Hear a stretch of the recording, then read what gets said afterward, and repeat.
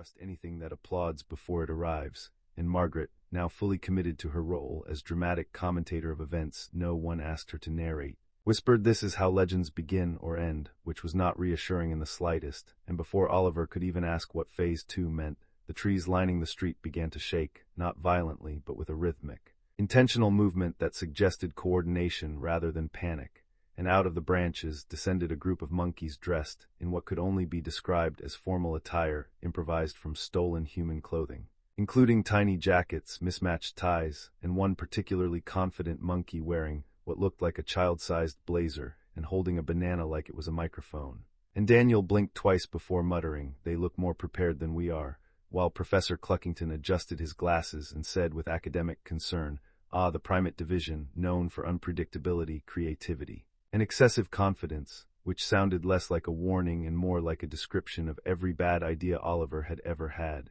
And as the monkeys landed gracefully and formed a semicircle, the one in the blazer stepped forward, cleared its throat with theatrical flair, and began a rapid series of expressive gestures and chatter that somehow carried the energy of a motivational seminar mixed with a stand-up comedy routine, which Professor Cluckington struggled to translate in real time, saying he says Phase 2 is innovation and adaptation under unstructured chaos, and also something about juggling responsibilities literally and right on cue. 3 monkeys immediately began juggling random objects they had apparently collected, including a shoe, a banana, and somehow a TV remote that Oliver was fairly certain belonged to him. And before anyone could question the logistics of that, the lead monkey clapped loudly and pointed at Oliver with dramatic intensity, signaling that he was now part of whatever this performance test hybrid was. While Daniel took a step back and whispered, "You're on your own, I don't juggle under pressure," and Oliver, already overwhelmed, said, "I don't juggle at all," which did not stop the monkeys from enthusiastically handing him objects,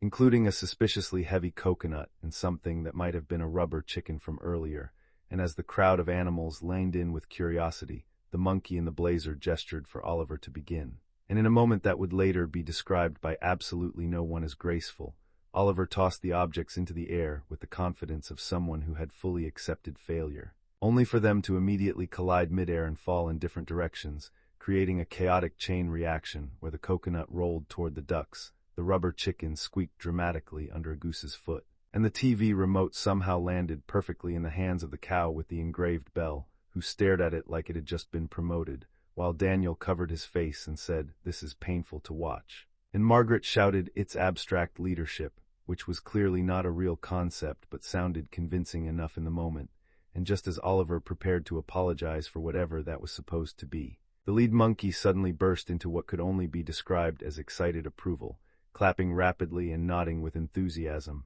prompting Professor Cluckington to pause, adjust his glasses, and say with mild surprise, he says that was correct, and there was a collective silence as everyone processed that information, while Oliver blinked and said that was a complete failure, and Professor Cluckington continued. He says Phase 2 is not about perfection, it is about adaptation, and you successfully involved multiple participants through uncontrolled distribution, which Daniel immediately translated as you dropped everything and they liked it. And Oliver, now questioning whether competence was even required anymore, looked at the goat, who gave another calm, approving nod as if confirming that chaos was, in fact, part of the plan. And just as Oliver started to accept that this entire experience was less about logic and more about surviving increasingly ridiculous tests, his phone buzzed yet again. And with growing dread, he checked it to find a new message that read, "Prepare for Phase 3. External threat simulation," which made him slowly look up and say, "What external threat?"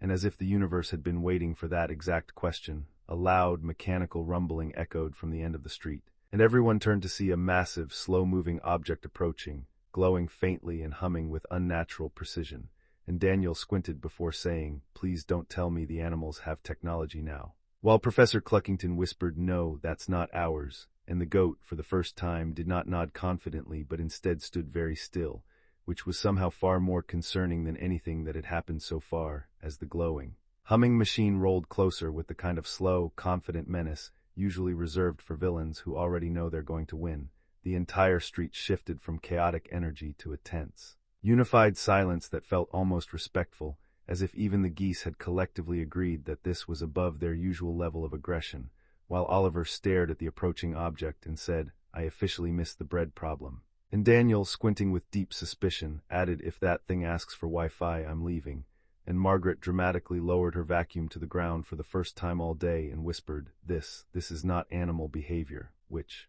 for once, was both obvious and useful. And as the machine finally came into full view, everyone could see that it was a large, cube-shaped device covered in blinking lights, rotating panels, and a screen that flickered to life with unsettling calmness, displaying a single line of text. Automated efficiency protocol activated, which immediately made Professor Cluckington adjust his glasses and mutter, "Ah, the humans," and Oliver blinked in confusion and said, "We are the humans." To which Professor Cluckington clarified, "No, the organized ones," which somehow felt like an insult to the entire species, and before anyone could process that further, the machine emitted a smooth, emotionless voice that said, "Organic leadership detected." Inefficient, unpredictable, and heavily reliant on bread, which made Daniel quietly say, "It's not wrong," while Oliver crossed his arms and replied, "Okay, first of all, that bread thing worked," but the machine ignored him entirely and continued, initiating replacement protocol. Centralized automated governance, which caused a ripple of unease to spread through the animals,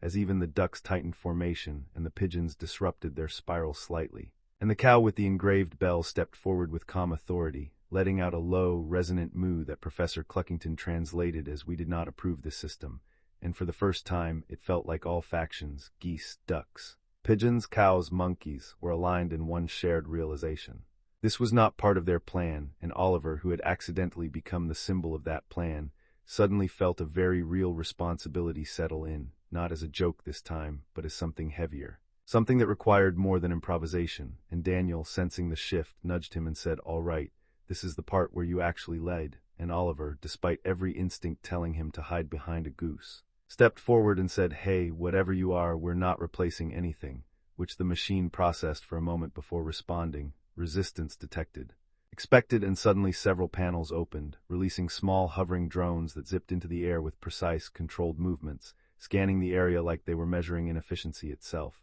while Margaret shouted, "They're doing that thing where they take over everything," which was vague but emotionally accurate, and Professor Cluckington quickly said, "This is Phase 3. External threat simulation, but it appears the simulation has escalated," and Daniel whispered, "Of course it has," while Oliver looked around at the animals who, just moments ago, had been competitors and critics but were now standing together, waiting, and in that moment something clicked, not confidence exactly, but clarity, and he raised his voice and said, "Everyone listen. We've been acting like separate groups this whole time, but this thing is treating all of us the same, as replaceable," which caused a ripple of attention to move through the crowd, and he continued, "So if we want to stop it, we stop it together," and for a brief second, nothing happened, and then, slowly, the duck leader nodded, the pigeons tightened formation into a more focused pattern, the monkeys cracked their knuckles with alarming enthusiasm, and even the geese stood ready without honking, which was perhaps the clearest sign of seriousness. And Professor Cluckington smiled slightly and said, "Unified response, very good,"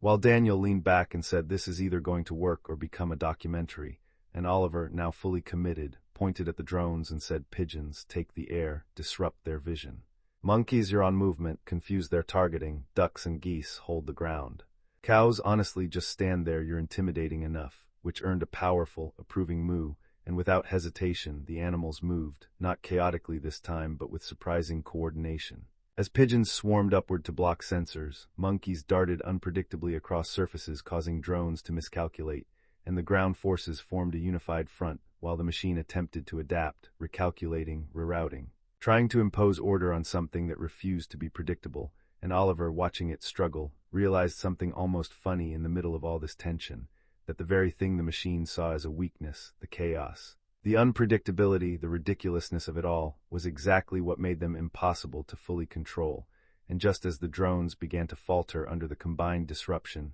the screen on the machine flickered again, glitching slightly as it displayed a new message. "Error. Variables exceed control parameters," and Daniel grinned and said, "It's losing," while Oliver took one step closer and said, "Yeah, because we're not a system," and with one final coordinated push, pigeons diving, monkeys scattering, ducks advancing, cows stepping forward like slow-moving tanks, the machine's lights flickered wildly before dimming, its hum fading into silence as it powered down completely, leaving behind a stunned stillness that slowly transformed into something else, relief, victory, and a strange sense of unity. And as everyone looked around at each other, no longer as separate groups but as something more connected, Oliver exhaled deeply and said, "Okay, I did not expect to survive that," while Daniel patted his shoulder and replied, "You didn't just survive, you out-chaosed the machine." And Professor Cluckington closed his clipboard with satisfaction and said, "All phases complete," which made Oliver freeze and say, "Wait, all phases." And the goat, stepping forward one last time,